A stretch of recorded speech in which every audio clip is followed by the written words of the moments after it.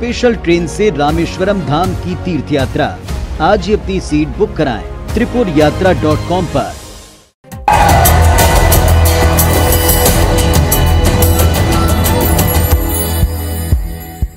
IBC24 जिला चौपाल कांकेर कल आज और कल में बहुत स्वागत है आप सबका। मैं पुनीत पाठक हूं और इस मंच के ऊपर जिला चौपाल में बारी है उन लोगों को आमंत्रित करने की, उन लोगों को सुनने की जिन्होंने कांकेर के विकास का बीड़ा उठाया है, जो प्रशासनिक अधिकारियों के तौर पर या जन नेताओं के तौर पर इस इलाके के विकास के लिए संकल्पित हैं। तो बिना देर किए शुरुआत करते हैं जिला चौपाल कांकेर कल आज और कल की। Powered by Gautam hospital, hospitality partner hotel green palm Kanker, real estate partner MJ Buildcon Kanker, venue partner Bafna lawn Kanker, fooding partner Rubaru Zaika restaurant Kanker, strengthen by Goyal TMT and Goyal pipes, finishing school NH Goyal finishing school Raipur, frozen food gold, web partner IBC24.in, खबर कहीं भी कभी भी।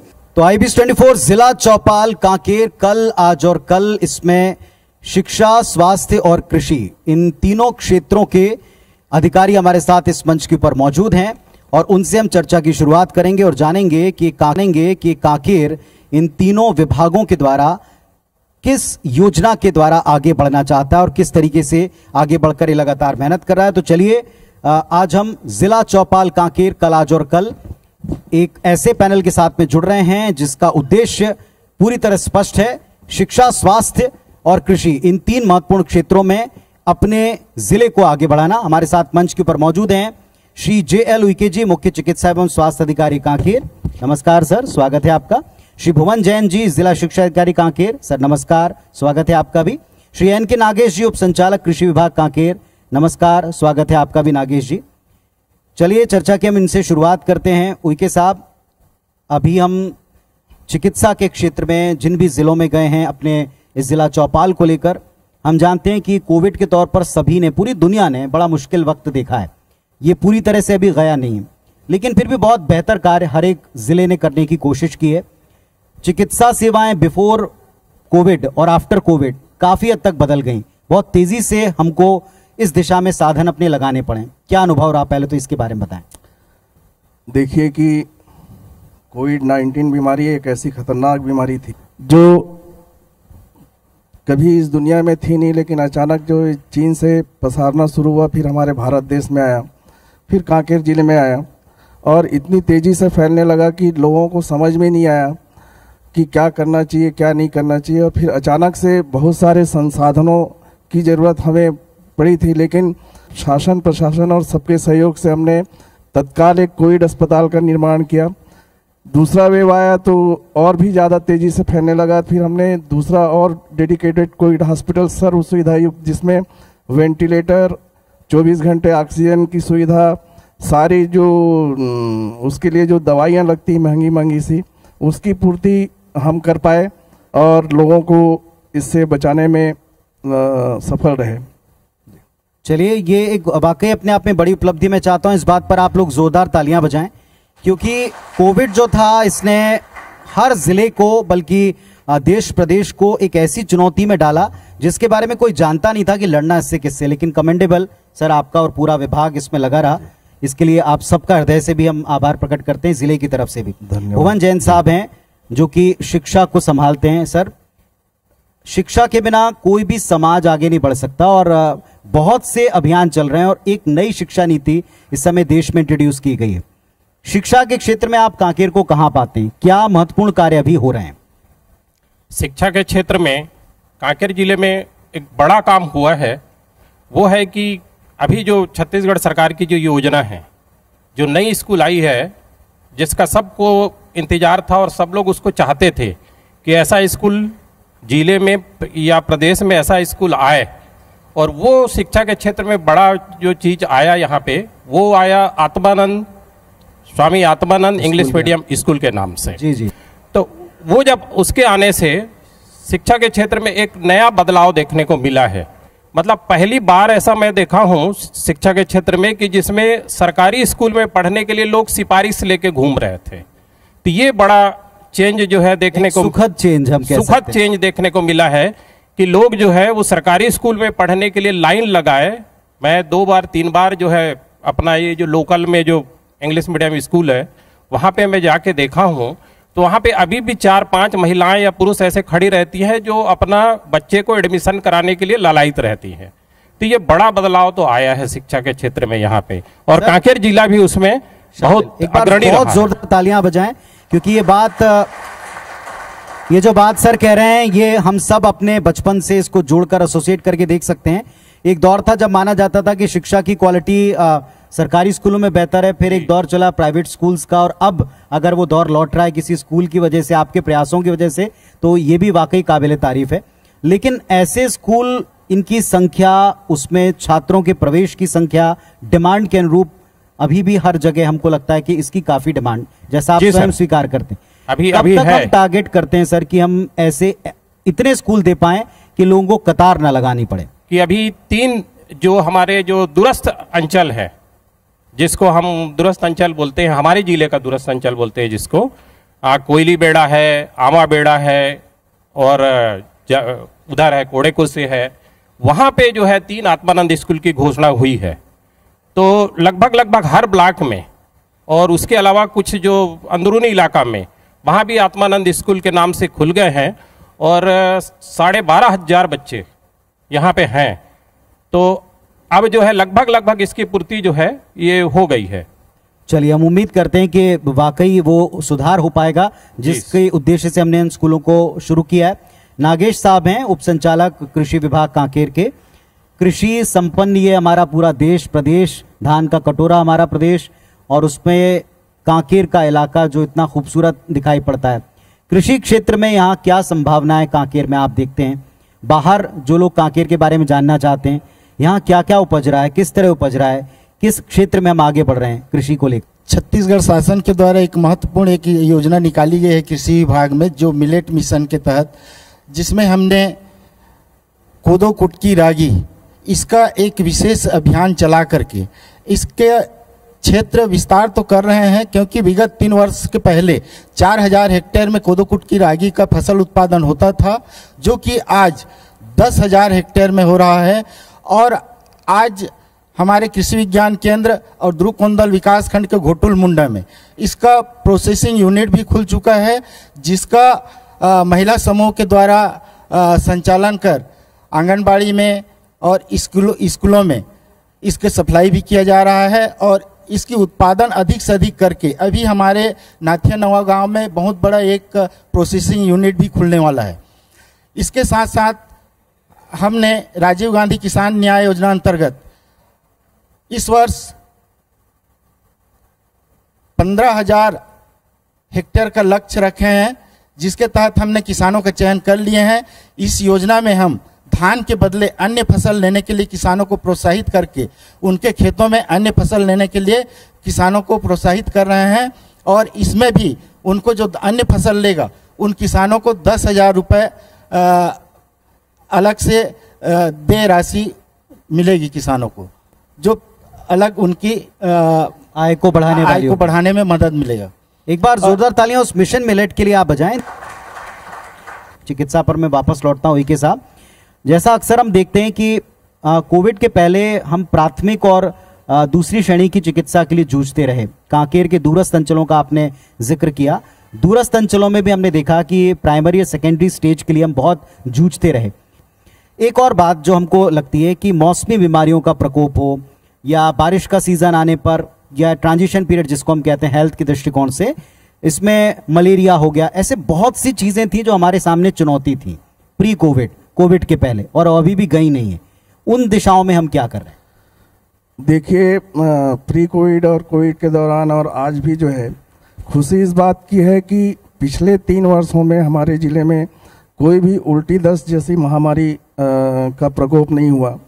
और malaria मुक्त के संबंध में बताना चाहूँगा कि मलेरिया मुक्त बस्तर अभियान चला, फिर मलेरिया मुक्त छत्तीसगढ़ अभियान 6वां चरण भी हो गया। 3 साल पहले हमारा जो मलेरिया में API था वो 3.2 था, और आज वो कम हो करके 1.6 है। और मैं आशा करता हूं कि इस वर्ष के अंत तक या अगले साल तक पूरे जिले को हम मलेरिया से मुक्त कर पाएंगे। चलिए, बहुत शुभकामनाएं आपको इस कार्य के लिए भी। धन्यवाद। भुवन जैन जी हैं, जिला शिक्षा अधिकारी कांकेर के। जैन साहब, अभी हम जैसे बात कर रहे थे कि एक बड़ी अभिनव कोशिश पहल की गई है स्वामी आत्मानंद स्कूल के माध्यम से, लेकिन अभी भी दूरस्थ अंचल के तमाम लोग इन स्कूलों तक पहुंच पाएं, एक स्तर की शिक्षा की शुरुआत कर पाएं, निचले स्तर पर या रिमोट एरियाज में हम स्कूलों को ढंग से चला पाएं। टीचर्स की कमी भी एक चुनौती हर बार रहती है। इस दिशा में आप जिले को कहां पाते हैं? क्या व्यवस्थाएं अभी होनी चाहिए? क्या व्यवस्थाएं आप लोग कर रहे हैं दूरस्थ अंचलों में? अभी जो नई सरकार जो आई, जैसे ही सरकार आने के बाद तुरंत ही 15,000 शिक्षकों की नियुक्ति हुई है। तो वो 15,000 शिक्षकों में ज़्यादातर ऐसे इलाकों में पदस्थ हुए जो अंदरूनी इलाका थे, जिसको हम लोग दुर्गम इलाका मानते हैं। और वहाँ पे एक समय ऐसा था कि पूरे जो लेक्चरर्स जिसको बोलते हैं, जो हाई स्कूल हायर सेकेंडरी में पद होते थे, वो पूरे जो है खाली रहते थे। लेकिन अब जो है पूरे भर चुके हैं। तो अब वहाँ भी पढ़ाई का स्तर, ये अपना स्वामी आत्मानंद में तो पढ़ाई का स्तर जो है, लेकिन अंदरूनी इलाका में भी पढ़ाई का स्तर अब वैसा ही उसी गति से, और उसका परिणाम आप अभी देखे हैं। कांकेर जिले का जो परिणाम की बात करूं मैं, तो अंदरूनी इलाके से ही सबसे ज़्यादा हमारे मेरिट्स में आए हैं। मतलब कांकेर जिले में पहली बार, जोरदार तालियां इस बात पर, जोरदार तालियां उन बच्चों के लिए। पहली बार हमारे 10th में 7 बच्चे हमारे जो है 10th में मेरिट में आए, और 2 बच्चे हायर सेकेंडरी। और एक और बड़ी बात, हम लोग जो है पूरे परिणाम में, छत्तीसगढ़ के जो परिणाम है उसमें हमारा जिला जो है वो 6वां नंबर में रहा है, और ये सारे बच्चे अंदरूनी इलाके से रहे हैं। तो एक बड़ा परिवर्तन जो है अंदरूनी इलाके में भी अच्छा जो है शिक्षा का जो है वो प्रचार हो रहा है और प्रसार भी हो रहा है। जैन साहब, लेकिन हमने ये देखा है कि कोविड में बहुत सा पढ़ाई का लॉस अच्छी जगहों का हुआ, बड़े बड़े शहरों के बच्चों को हमने देखा है। उस दिशा में हम क्या प्रयत्न कर रहे हैं कि वो जो नुकसान हुआ है कोविड पीरियड में, वो बच्चे उसी स्तर पर आ पाएं जिस स्तर पर होना चाहिए? जी, क्या करें हम? मैं मानता हूं कि कोविड काल जो 2 साल का था, उसमें बच्चों को पढ़ाई नुकसान हुआ है।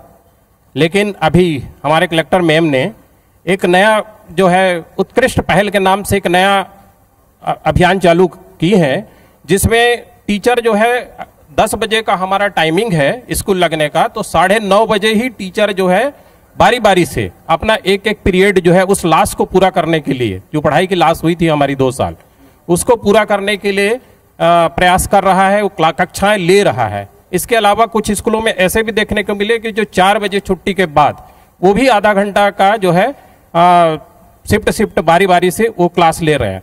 तो मेरा ऐसा मानना है कि इससे जो है वो हम जो 2 साल लास्ट किए हैं या बच्चों की जो पढ़ाई में जो नुकसान हुई है वो पूरा हम करेंगे जिले में।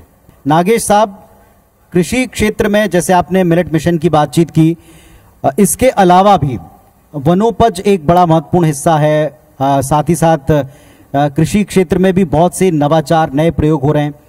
जिले में हम ऐसा क्या कर रहे हैं? जैसे एक मिलेट मिशन की हमने चर्चा की, हम और किन चीज़ों को प्रमोट कर रहे हैं ताकि यहाँ की कृषि या यहाँ का कृषि में योगदान वो बढ़ पाए? हमने हमारे जिले में एक विकास खंड को जैविक विकास खंड के रूप में चयन किया है, जो ध्रुवकोंदल विकास खंड है। यहाँ पे जैविक खेती 4,000 हेक्टेयर में पहले हो रहा था, उसको हमने 39,000 हेक्टेयर में अभी परिवर्तित कर दिया है। और इसका जो उत्पादन, जैविक उत्पाद जो हो रहा है, वो बाहर भी बिक्री हो रहा है। इसके साथ साथ अब हमारे कांकेर जिले में सी मार्ट खुला है, वहाँ भी हम ब्लैक राइस है, सेंटेड चावल है, कोदो कुटकी रागी का चावल है, ये सब उसके माध्यम से भी बिक्री कर रहे हैं हम लोग। और दूसरी शासन की यानी महत्वाकांक्षी योजना गोधन न्याय योजना है, इसके तहत पूरे जिले में 395 गोठान हमारे जिले में संचालित हैं। और इन गोठानों में अब तक के 1,80,000 गोबर की खरीदी हो चुका है। और इन गोठानों के माध्यम से हमने 48,000 कुंटल वर्मी कंपोस्ट तैयार करके किसानों को लैंप्स के माध्यम से और विभागीय योजनाओं के तहत वितरण कर चुके हैं। और आने वाले समय में जैविक खेती को बढ़ावा देने के लिए हम इसके उत्पादन को बढ़ाने वाले हैं। शासन के द्वारा अब प्रति गोठान हर पखवाड़े में 30 कुंटल गोबर खरीदी प्रारंभ कर रहे हैं हम लोग। नागेश जी, एक चीज़ और जो हम देख रहे हैं कि जैसे आपने बताया जैविक खेती को लेकर के शहरों के लोग इस बारे में बहुत कन्विंस हैं कि हाँ, अब हमको वापस जैविक खेती की तरफ जाना चाहिए। लेकिन जो कृषि कार्य में लगे कृषक हैं, किसान हैं, अधिक उत्पादन पर अक्सर उनका जोर होता है। लेकिन हम एक बड़ी अच्छी चीज़ कर रहे हैं जो आज के साथ आने वाले भविष्य को भी सिक्योर करेगी, सुरक्षित करेगी। जैविक खेती की तरफ जो प्रयास आप लोग कर रहे हैं, इसमें किसानों का, कांकेर के लोगों का साथ आपको मिल रहा है, या इस मंच से आप उनसे कोई अपील करना चाहें?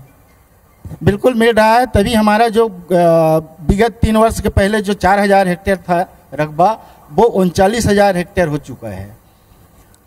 और आज हर व्यक्ति चाहता है कि यानी जो भी है, साग सब्जी हो या कोई भी अनाज हो, दलहन तिलहन हो, वो हर व्यक्ति को जैविक ही चाहिए। सबसे ज़्यादा डिमांड आज दिनों दिन जो कई प्रकार की बीमारियां जो देखने को मिल रहा है, इसको देखते हुए लोगों की भी डिमांड जैविक उत्पाद की ओर ज़्यादा है। जी, चलिए, ये भी एक अच्छा शुभ संकेत है। उइके साहब, जैसे हम चिकित्सा सेवाओं की बात कर रहे थे, प्राथमिक द्वितीय श्रेणी के केंद्रों की बात कर रहे थे, बहुत सारे अभियान चल रहे थे और इनमें से एक कुपोषण, जिस पर भी सबकी चिंता है, क्योंकि पूरी पीढ़ी अगर इससे बच जाए, कुपोषण की जगह सुपोषण की तरफ आ पाए, तो बहुत बेहतर कार्य हो सकते हैं। इस दिशा में जिला क्या कर रहा है? सन 2019 में एक तो हमने एक लालिमा कार्यक्रम चलाया था। आप सबको मालूम है कि यदि माता स्वस्थ रहेगी तो बच्चे भी स्वस्थ ही पैदा होते हैं। लगभग 15 साल से लेकर 49 साल तक की लगभग 1,90,000 से ज़्यादा महिलाओं का हमने हीमोग्लोबिन जांच किया था। उसमें लगभग 8,000 महिलाएं ऐसी थी जिनका हीमोग्लोबिन 8 ग्राम% से कम था। उन सबको चिकित्सकों की देखरेख में उनका उपचार किया गया। फिर दोबारा हमने जांच किया तो उसमें लगभग 7,500 जो महिलाएं हैं वो 8 ग्राम से ऊपर आ चुकी थी। इसके साथ ही साथ हम महिला बाल विकास विभाग के साथ जो है उनका भी सुपोषण अभियान उनके द्वारा चलाया जाता है। और पिछले 3 सालों में लगभग 13,000 ऐसे बच्चे जो कुपोषण के शिकार थे वो सुपोषण की श्रेणी में आए। क्या आपको लगता है कोई ऐसा बड़ा चैलेंज, क्योंकि हम आने वाले कल की भी बात कर रहे हैं, कोविड तो अब आया गुजरा और अभी भी इसका कुछ एक हिस्सा अंश है जिसमें हमको टीकाकरण ही एकमात्र सहारा है। लोगों को बहुत हद तक अब समझ में आ गया कि उनको भी कैसे रहना है। लेकिन इसके अलावा आपको क्या लगता है कि साहब, क्या ऐसे चैलेंजेस हैं सेहत को लेकर, संस्थाओं को लेकर जो सेहत संभाल रही हैं, जिन पर हमको अभी काम करना है कांकेर में? देखिए, सबसे बड़ा चैलेंज जो है ग्रामीण क्षेत्रों में है कि एक तो जागरूकता का अभाव है। तो हमारी कोशिश ये रहती है कि जब भी माताएं अपना चेकअप करवाने आती हैं तो निचले लेवल पे, चाहे वो आंगनबाड़ी कार्यकर्ता हो, चाहे हमारी रूरल हेल्थ ऑर्गेनाइजर हैं फीमेल, ये सब जो है उनको कोशिश करते हैं कि उन्हीं की भाषा में ही कि गर्भावस्था के दौरान क्या भोजन उनको करना है जिससे कि उनका होने वाला बच्चा स्वस्थ रहे। और फिर हम लोग लगे हैं कि लोग बाग जितने जल्दी जागरूक हो सके, क्योंकि जब तक जागरूक नहीं रहेंगे तब तक कितना ही कोशिश कर लें कुपोषण से हम निजात नहीं दिला पाएंगे। बहुत अच्छी बात आपने की है और मुझे लगता है कि ये बड़ा एक बेहतर मंच हो सकता है समझने का कि अगर आपको अच्छा पोषण चाहिए तो आपको अपनी लाइफस्टाइल में कुछ चेंज लाने होंगे और खान पान में आपको थोड़े परिवर्तन लाने होंगे।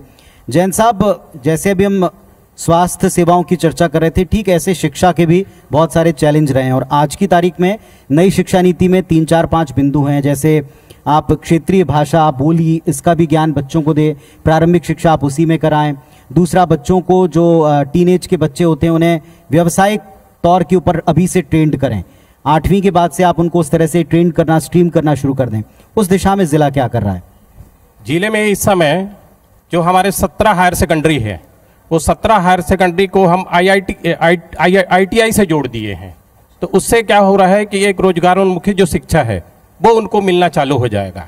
उसके बाद उसको जिस क्षेत्र में रोजगार चाहता है वो रोजगार उसको तुरंत उपलब्ध हो सकेगा। उसको 2 साल का जो है 12th पास के बाद जो है 2 साल उसको ITI करने के लिए समय लगता था, लेकिन इस चेंज से एक चीज आ गया कि उसको 12th करते करते ही उसको जो है एक ITI की शिक्षा भी उसको जो है साथ में मिलना चालू हो जाएगा और वो जो है उसको तुरंत ही रोजगार जो है वो मिलना चालू हो जाएगा।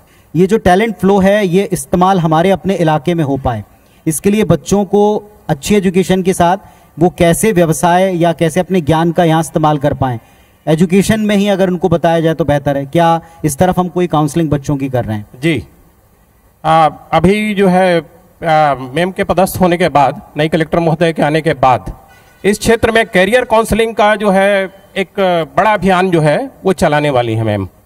इसका एक टीम गठित होगा कैरियर काउंसलिंग के लिए, ब्लॉक वार टीम गठित होगा और ब्लॉक वार प्रत्येक स्कूल में जाके वो सब बच्चों से ऐसा कैरियर काउंसलिंग के उसको शिक्षा देगा। एक बार बहुत जोरदार तालियां। देखें आप, ये सारे कंसर्न, ये सारी चिंताएं होती हैं किसी भी एजुकेशन सिस्टम की, जिला प्रशासन की, यहाँ की जिला प्रशासन की, इस मामले में हम तारीफ करते हैं। जैन साहब, एक और बात, फिजिकल एजुकेशन आज की तारीख में आप इग्नोर नहीं कर सकते। बच्चे अगर स्कूल टाइम से फिजिकली फिट रहेंगे आने वाले वक्त के लिए, उसमें योग भी हो सकता है, खेल हो सकते हैं। बहुत सारे बच्चे खेल प्रतिभाओं के तौर पर इंटरनेशनल तक जाते हैं। उस दिशा में हम जिले में क्या कर रहे हैं, या क्या कोई उपलब्धियां हैं जो हम बाहर बताएं?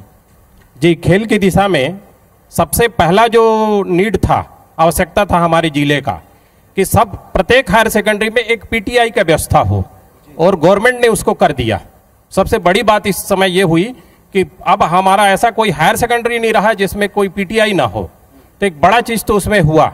हमेशा जो है जब भी यहाँ पे आयोजन हुआ है राज्य स्तरीय या बाहर हुआ है, तो सारे जो एथलेटिक्स हैं वो कांकेर ही पदक लेके आता है। तो कांकेर जिले का खेल में अपना उन सारे बच्चों के लिए भी एक बार शानदार तालियां हो जाएं, उनके ट्रेनर्स के लिए भी, उनके गुरुजनों के लिए भी। जिला चौपाल कांकेर में हमने शिक्षा, स्वास्थ्य और कृषि, इन तीनों क्षेत्रों को लेकर जितनी चर्चा की उतना समझ में आया कि चुनौतियां इस जिले के समक्ष भी वही हैं कमोबेश जो हम प्रत्येक जिले में या राज्य में पाते हैं। लेकिन इन सबके बीच में संतोष इस बात का है कि इन चुनौतियों को समझकर ये विभाग, अधिकारी और इनके तमाम टीम लीडर्स काम करना शुरू कर चुके हैं और बेहतर कार्य कर रहे हैं। आप सबको बहुत सारी शुभकामनाएं। इस मंच तक आकर अपनी बात रखने के लिए बहुत धन्यवाद। एक बार जोरदार तालियां इस पैनल के लिए। Thank you so much sir, thank you so much.